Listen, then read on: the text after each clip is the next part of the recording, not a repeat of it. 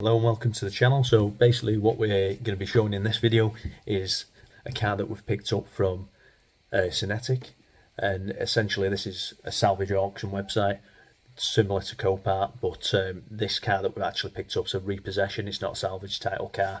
It's just a car that's been repossessed and it's a bit tatty, so there's a few things for us to do, things where we can add value to it. Once it's back on the road, we'll kind of explain the costs. I'll run through them as to what it's cost us to get it up to MOT stage, and then beyond that in terms of like the little bits and bobs that we're going to do to tidy it up and make it nice. But without further ado, I'll jump straight into the video and show you the first process in terms of what we're finding ourselves having to do to get this back up and ready for its MOT. So what we've got is a 2015 Vauxhall Corsa Limited. In the red, it's 4-door version, this one. So more of like a family car rather than your type of hot hatch 2-door version. And there's a few extra things on this that we weren't actually aware of when we were bidding on the auction. So we've got things like a big crack on the windscreen that we couldn't see in any of the actual images and wasn't noted in the description. We also had the gaiter for the gear mechanism, so like the leather bit, basically material on there, that was all ripped and torn off, so needed to replace that. Then we've got the back tail light that was cracked. We were aware of that. And then also we've got the snapped aerial stalk as well. Obviously you can see here on like the tyres, so the two back tyres were absolutely gone. They're never going to pass an MOT, but other than that it's alright condition, to be fair, for the car of this age. So yeah, it's just a case of us prepping it now, getting these jobs done, and then we'll get it ready to be MOT'd and get it back on the road. Back onto the Corsa, we've got the windscreen now, picked that up the other day, had a bit of a drive out for that, over to, can't remember where it was now, Bradford I think it was, but yeah, managed to get that. So plan of action now for this morning is we're getting out the original windscreen. You can see there, that's where the crack is, so obviously no saving that. So I've managed to basically make sure I got the details of these bits of the model number so it would match, and obviously other than that just tried to make sure the actual look of the windscreen was the same. Few different sort of differences, if you like. So this section up here where it's like dotted, that wasn't necessarily on all of them that I've seen that still had that same model. Car doesn't think that this one's heated as well. The one we've got is actually heated, so we'll have a look into that as well today. In terms of the actual job to do this, we've bought a tool off Amazon, I think I bought it from, so that was about 30 quid, 35 quid. We'll see how good or how bad that is. Hopefully it's good enough to at least do one. And then further to that, it'll be off with the wipers. Car's already made a start, took the top nuts off there. Normally you'd have a couple of finishing caps on these as well. It's a case of just taking the nuts off, and then normally this will kind of squeeze down, and you see how it kind of releases, and it's just a case of pulling up like that. So nice easy one for that. Then it's a case of taking the scuttle panel off. Once that's off, then it's basically concentrating on the actual windscreen and trying to pull that out with the wire, and hopefully it doesn't smash on us.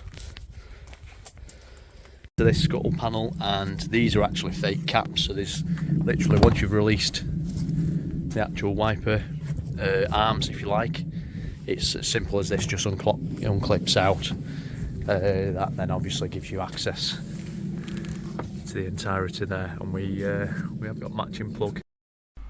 So what we actually found here was, once we'd got that plug access to it, we were actually really struggling. So we've sped this bit up because it just took us that long to actually fiddle around, get in there and get to that release mechanism to be able to actually unplug it.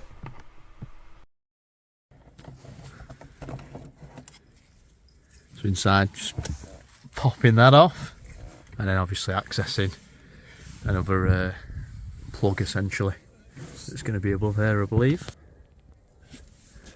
That 10 milli. Yeah. So just right there. And then that should be the last thing for us to take out.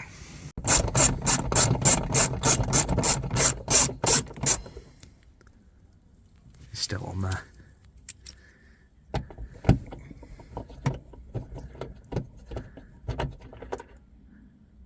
We have to do out with the headline in, do you reckon? Or I don't think to headline. be alright? I don't have to take them off. Oh,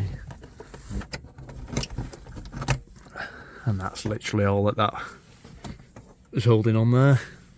So trims off is the plan. Give us a bit more access, and hopefully that's all we'll need to take off. These literally just unclip. The airbag slide thing. Yep. So just this section there, and then just watching for this seal here. And yeah, I'll try and do this with two hands. And as easy as that, they just unclip, he says.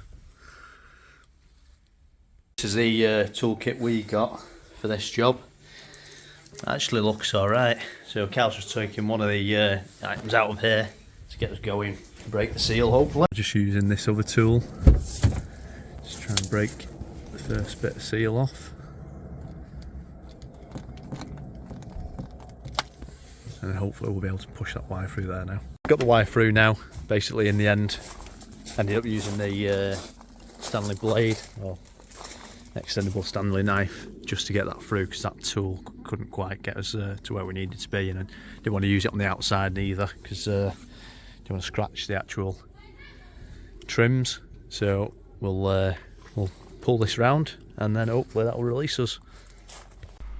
So what we actually found was, once we'd done that, we still had to sort of give ourselves a little bit more leverage further down and around on the glass work. So what we did was basically just use that tool to draw through, cutting back some of that sealant on the base of the windscreen, and then that allowed us then to really sort of, one on the inside, one on the outside, work that wire around the full screen until eventually we made ourselves all the way round the circumference of that screen, and we could free it from the sealant. So it was a real tricky job, this one, but we managed to get the glass out and we didn't break anything, so that's a win, and I'll take that one for sure.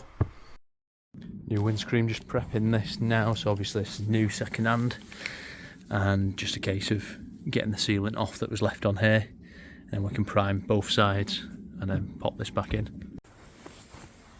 Just the priming process now. So this stage is actually really important, your prep stage of getting your windscreen onto the car, reattaching it and making sure that glue is going to set in the right way. So what you need to make sure is you're doing this not only on this windscreen side, but you're also then going to be doing it on the car side, if you like, as we're showing here. Again, if you don't do this, you don't prep it right, it's never going to stick. So really important, just make sure you do this side of it, and just take your time with it. That's what we found is key. And then as important is just making sure you've got a nice even spread of the actual silicone once you've got that on, before then putting on your actual windscreen. And watching this back, it was pretty funny. This at the time certainly wasn't. We was very close to losing this glass before we even got it anywhere near the car. The suction pad that I got, obviously we got this with the kit, so the kit, to be fair, was pretty good, but as I said earlier on in the video, we did only spend I think 30 quid on this kit. So things like the wire, things like your suction pads, they were all things that were never going to be the best, but it did the job. Also what we're finding here is we've done the schoolboy error. We've gone to actually fit the windscreen without putting the actual side windows down, so hence Carla to go back in, grab the key and then whack them down so we can actually get our hands behind the actual window when the screen was seated, and make sure it was in place correctly. Once it was seated in, all we was doing here was just double checking that we had everything lined up, as I say, and then making sure there was also no air gaps. So obviously we're not going to have any water leaks down the road then. Really important to make sure it was fully sealed. And then once we was happy with that, it was a case of sticking some tape over the top, just to make sure over the course of, obviously we'll be leaving this overnight, it wasn't going to slide anywhere. So in total this probably took us about 2 hours, I would say. Half an hour, 45 minutes taking the old one out with that tool set that we've got. I'll link that in the description below, so if you do want to give that a go, you can do.